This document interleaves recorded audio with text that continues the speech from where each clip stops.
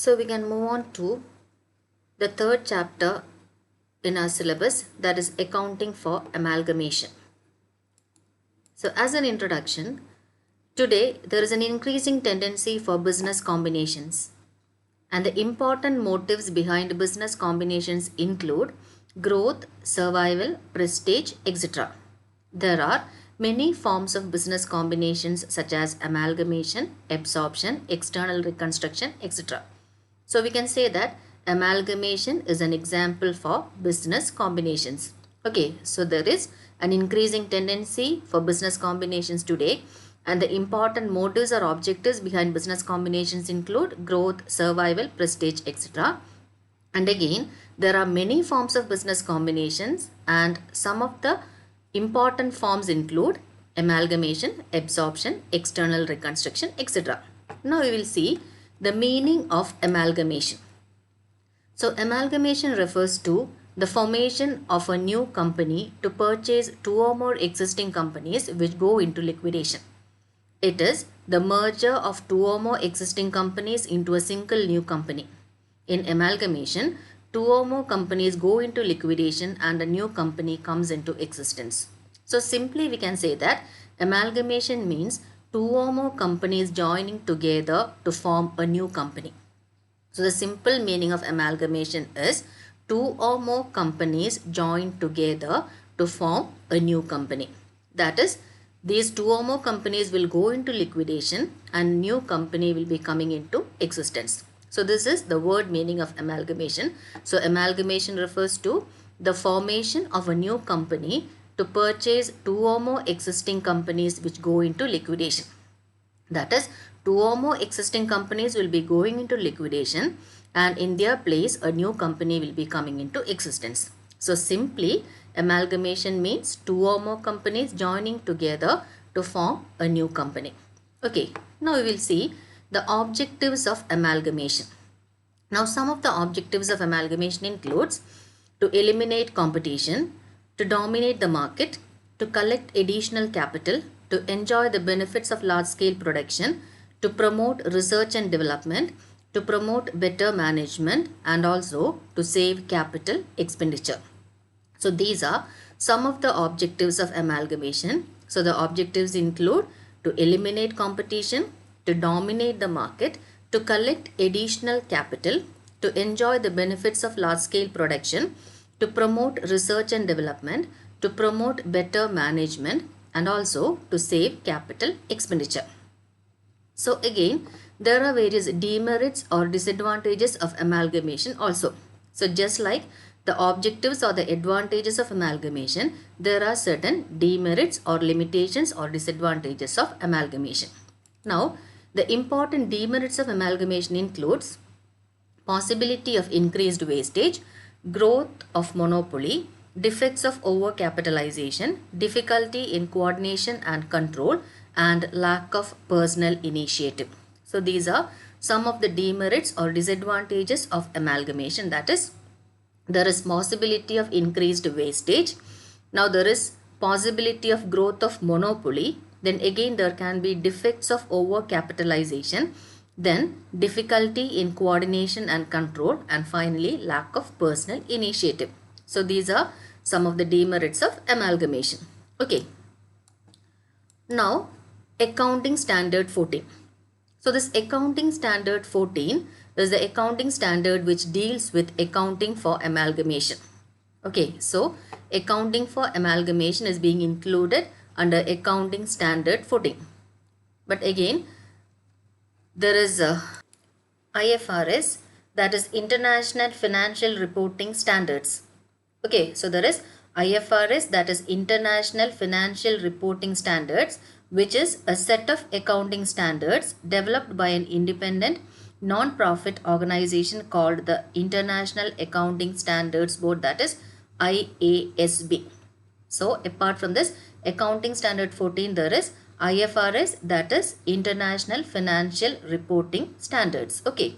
Now under this IFRS, there is IFRS 3 which pertains to the business combinations, that is mergers and amalgamations or similar acquisitions of control over a business. So there is accounting standard 14, and again under IFRS there is IFRS 3, which pertains to business combinations, that is mergers and amalgamations or similar acquisitions of control over a business. Okay. Now in Kannur University syllabus, this IFRS has not yet been introduced. So we have to follow this accounting standard 14 itself. So we will continue with accounting standard 14 even though there is IFRS 3. Okay. So it is not incorporated in our syllabus. So we can continue with the accounting standard 14, which is the accounting standard dealing with accounting for amalgamation. Okay. So the accounting standard 14 issued in October 1994 deals with the accounting for amalgamation and the treatment of any goodwill or reserve. Now this standard is applicable in respect of accounting periods commencing on or after 1/4/1995, and it is mandatory in nature. Now again, after the coming into existence of Companies Act of 2013, there are drastic changes with regard to this amalgamation, acquisition, absorption or external reconstruction. But again I say we have to follow this accounting standard 14. So we will continue with accounting standard 14 itself. Okay. So the accounting standard 14 is the accounting standard dealing with accounting for amalgamation. Now the accounting for amalgamation. Now the definitions. So there are certain definitions we must know, that is the meaning or the definition of amalgamation, then the meaning of transferor company, the meaning of transferee company, and also the reserve. Now in the accounting standard 14, the terms which have been defined may be noted as follows. So first one is amalgamation. So this means amalgamation pursuant to the provisions of the Companies Act 1956 or any other statute applicable to the companies. Now here I again say there is introduction of Companies Act of 2013, but we are following this, that is Companies Act of 1956. So according to the Companies Act of 1956, amalgamation pursuant to the provisions of Companies Act of 1956 or any other statute applicable to companies. Now what is meant by this transferor company? Now which one is the transferor company and which one is the transferee company? Okay. So transferor company is the company which is amalgamated into another company, that is in the nature of vendor or selling company. So the vendor companies or the selling companies are called transferor companies. That is the companies which go into liquidation are called transferor company, that is in the nature of vendor or seller. So transferor company means the company which is amalgamated into another company, or those companies which go into liquidation after amalgamation comes under the category of transferor companies. Now what is transferee company? This is the company into which a transferor company is amalgamated. That is the new company which comes into existence is called transferee company, that is the purchasing company is called transferee company. The new company which is coming into existence is called a transferee company, that is the purchasing company is called transferee company. Okay. So the vendor or the selling company is called a transferor company and the purchasing company is called transferee company. Now what is meant by reserve? Now this reserve you have already studied under reserves and provisions. Okay. So this is the portion of earnings, receipts or other surplus of an enterprise, whether capital or revenue, appropriated by the management for a general or a specific purpose other than a provision for depreciation or diminution in the value of assets or for a known liability. That is any portion of earnings, receipts or other surplus other than the provisions can come under the category of reserves.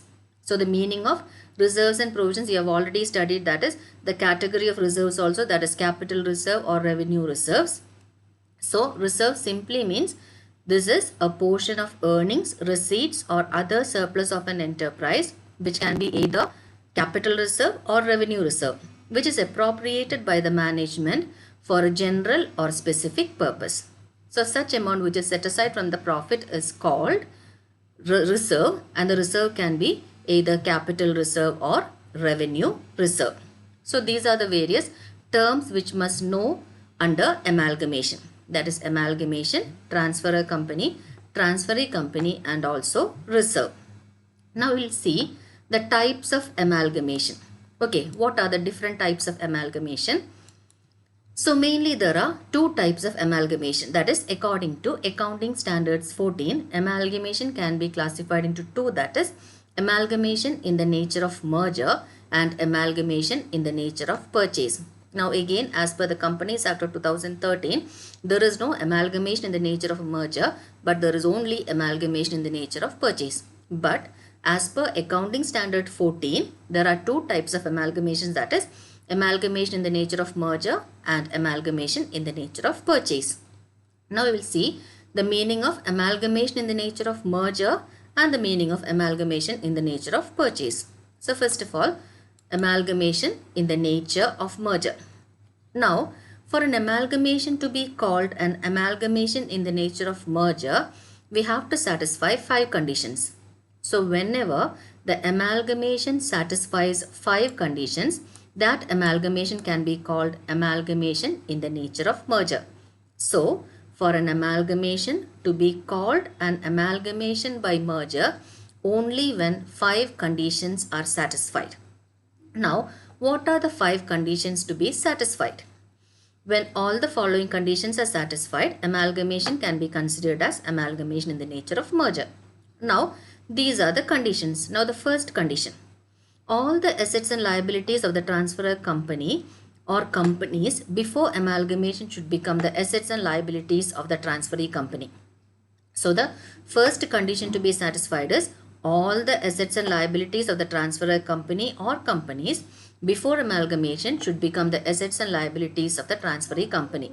That is, after amalgamation, the assets and liabilities of the transferor company or companies should become the assets and liabilities of transferee company. So that is the first condition to be satisfied. Now the second condition is the shareholders holding not less than 90% of the face value of the equity share of the transferor company should become the shareholders of the transferee company. Okay, so the shareholders holding not less than 90%, that is minimum 90% shares. Okay, so not less than 90% of the face value of equity shares of transferor company or companies should become the shareholders of transferee company after amalgamation. Okay, so the shareholders holding a minimum of 90% of the face value of equity shares of transferor company, they should become the shareholders of transferee company after amalgamation. The third condition is the consideration payable to the above mentioned shareholders should be discharged by the transferee company by the issue of equity shares, and cash is payable only in respect of fractional shares. Now this fractional shares we will study in detail later. Now the consideration, that is the purchase consideration payable to the above mentioned shareholder, that is not less than 90% of the shareholders holding not less than 90% of the shares. Okay, so such shareholders, the purchase consideration payable to the above mentioned shareholders should be discharged by the transferee company by the issue of equity shares, and the cash is payable only in respect of fractional shares. Now the next condition is the business of the transferor company or companies is intended to be carried on by the transferee company. That is, the business carried on by the transferor company or companies should be continued by the transferee company after amalgamation. So after amalgamation, the transferee company should continue the same business which is carried on by the transferor company or companies before amalgamation. Now the last point is no adjustment is intended to be made in the book value of the assets and liabilities of the transferor company or companies when they are incorporated in the financial statement of the transferee company, except to ensure uniformity of accounting policies. So, when the assets and liabilities are being incorporated in the financial statements of the transferee company, no adjustments should be made in the book value. And this is permissible only to ensure uniformity of accounting policies. Other than this point, no adjustment is intended to be made in the book value of assets and liabilities when they are being incorporated in the new books of accounts. Okay, so these are the 5 conditions to be satisfied under amalgamation. for an amalgamation to be called an amalgamation in the nature of merger. Okay, so there are 5 conditions to be satisfied. The first condition is all assets and liabilities of transferor company or companies before amalgamation should become the assets and liabilities of transferee company. Then shareholders holding not less than 90% of the face value of the equity shares of transferor company should become the shareholders of transferee company after amalgamation. Then the purchase consideration payable to the above mentioned shareholders should be discharged by the transferee company by the issue of equity shares, and cash is payable only in respect of fractional shares. The business of the transferor company or companies should be continued to be carried on by the transferee company after amalgamation. Then finally, no adjustment is intended to be made in the book value of assets and liabilities of the transferor company or companies when they are incorporated in the financial statement of the transferee company, except to ensure uniformity of accounting policies. Okay, then amalgamation in the nature of purchase. So according to accounting standard 14, there are 2 types of amalgamation, that is amalgamation in the nature of merger and amalgamation in the nature of purchase. Okay, so second one is amalgamation in the nature of purchase. So first is amalgamation in the nature of merger, and there should be, or there are 5 conditions to be satisfied for an amalgamation to be called an amalgamation in the nature of merger. Now the second one is amalgamation in the nature of purchase. Now when any of the conditions specified under amalgamation in the nature of merger is not satisfied, then that amalgamation can be called amalgamation in the nature of purchase. Okay, so there are 5 conditions to be satisfied in case of merger, and in case any of these 5 conditions are not satisfied in amalgamation, then such amalgamation is called amalgamation in the nature of purchase. So an amalgamation should be considered as an amalgamation in the nature of purchase when any one or more of the conditions specified in case of amalgamation by nature is not satisfied. Now, the fulfillment of all the 5 conditions stated above is essential to be called an amalgamation in the nature of merger. If even only one condition is not satisfied, then the amalgamation becomes amalgamation in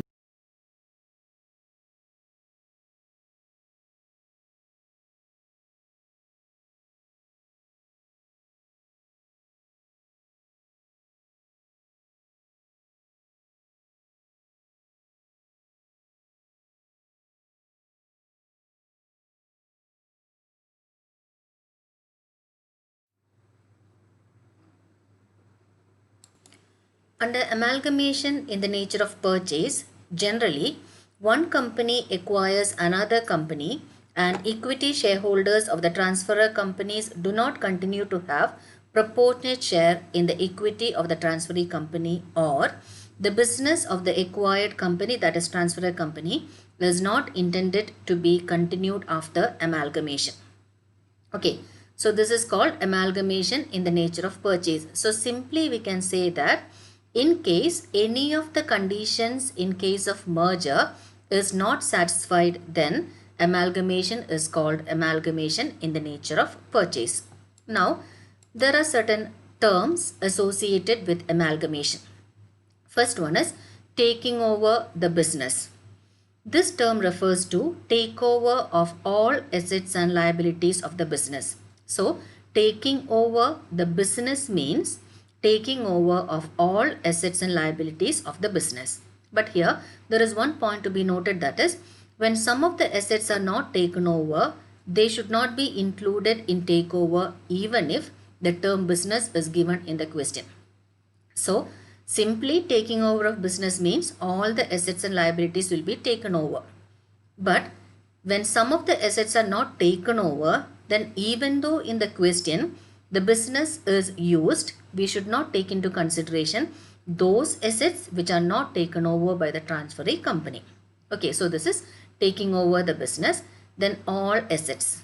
All assets include fixed assets, current assets, goodwill, prepaid expense, cash in hand, cash at bank, etc. But it does not include fictitious assets shown under the heading miscellaneous expenditure. For example, preliminary expenses, profit and loss account debit balance, discount on issue of shares and debentures, etc. So, the fictitious assets will not be taken into consideration. Other than the fictitious assets, all assets including fixed assets, current assets, goodwill, prepaid expenses, cash in hand, cash at bank will be included under the term all assets. Okay, so trade liabilities. Now, trade liabilities are those liabilities which arise on account of purchase of goods. Example, sundry creditors, bills payable, etc. So, trade liabilities usually include sundry creditors and bills payable. Then, liabilities. So, liabilities include all liabilities to third parties. So, liabilities include the liabilities to third parties, and the examples are trade creditors, then creditors, bills payable, bank overdraft, loans, debentures, outstanding expenses, unclaimed dividends, provision for taxation, pension fund, provident fund, workmen compensation fund, etc. Okay, so the liabilities include various types of liabilities, that is the amount owing to third parties, and they include trade creditors, then creditors, bills payable, bank overdraft, loans, debentures, outstanding expenses, unclaimed dividends, provision for taxation, pension fund, provident fund, workmen compensation fund, etc.